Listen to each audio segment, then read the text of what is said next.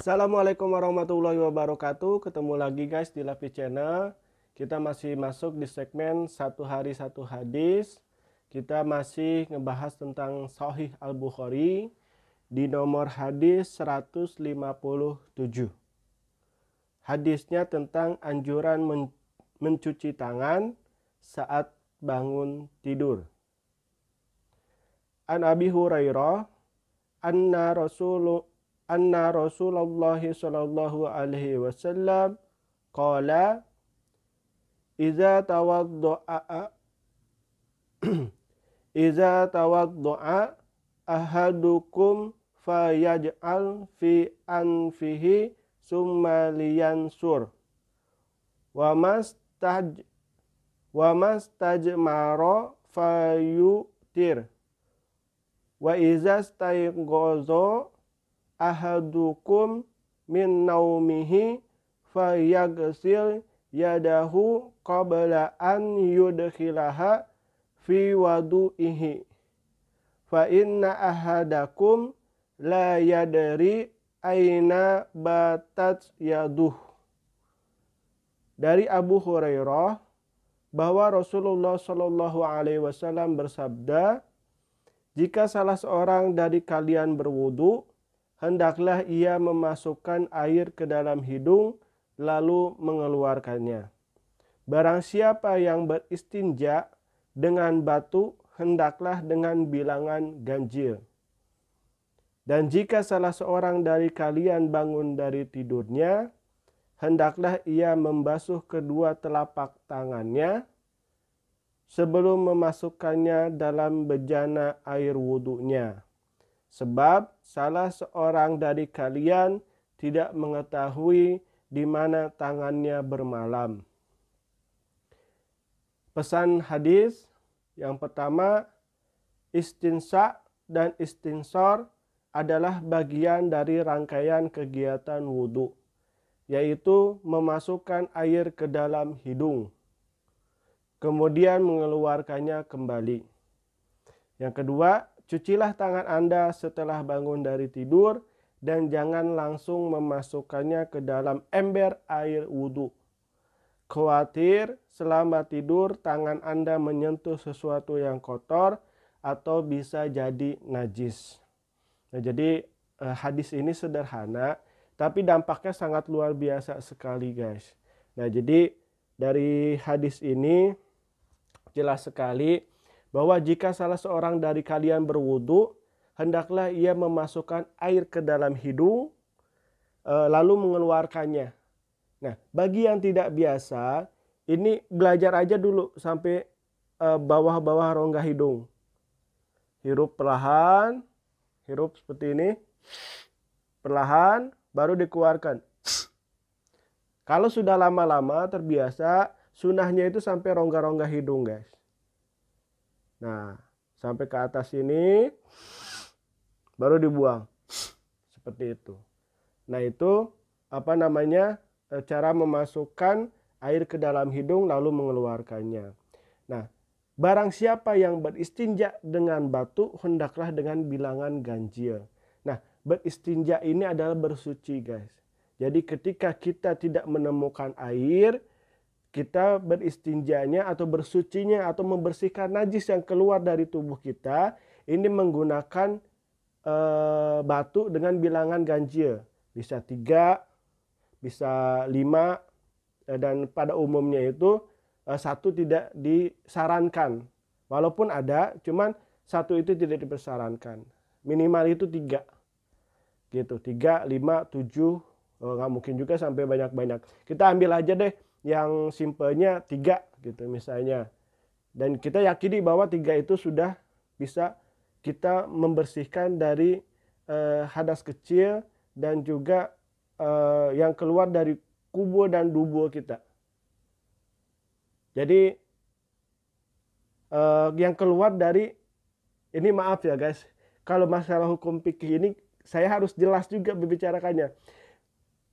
Air yang keluar dari anus kita atau alat kelamin kita, baik laki-laki maupun perempuan. Nah, untuk yang keluar dari dubur itu dari belakang itu BAB kita.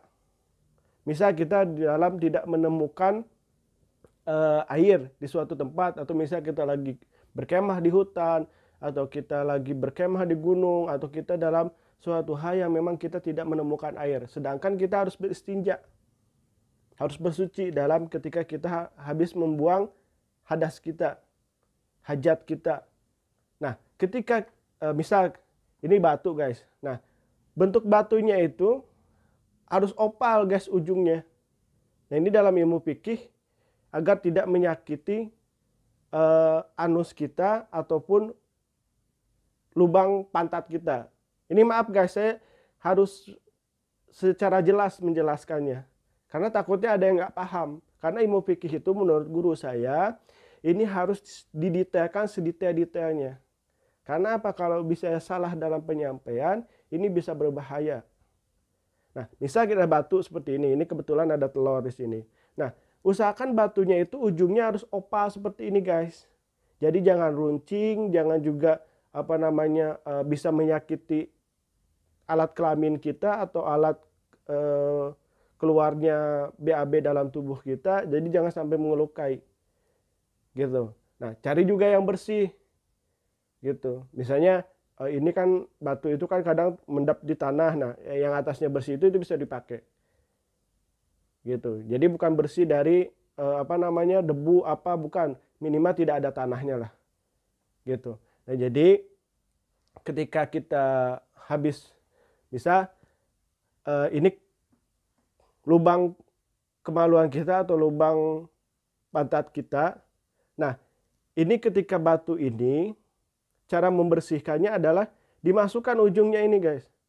Dimasukkan, agak ditekan sedikit ke dalam, benar-benar agak berasa sedikit, baru diputar. Diputar. Nah, diputarnya pun searah jarum jam, tidak sampai 360 derajat. Bisa 180 derajat aja. Diputar. Atau misalnya kita nggak yakin bisa 360. Jadi tapi jangan berlebihan muternya. Takutnya melukai anus atau lubang pantat kita.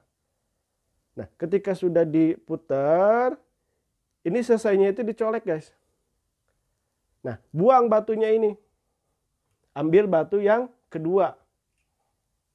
Yang kedua pun sama. Masukkan, ditekan dikit sambil diputar, baru dioles.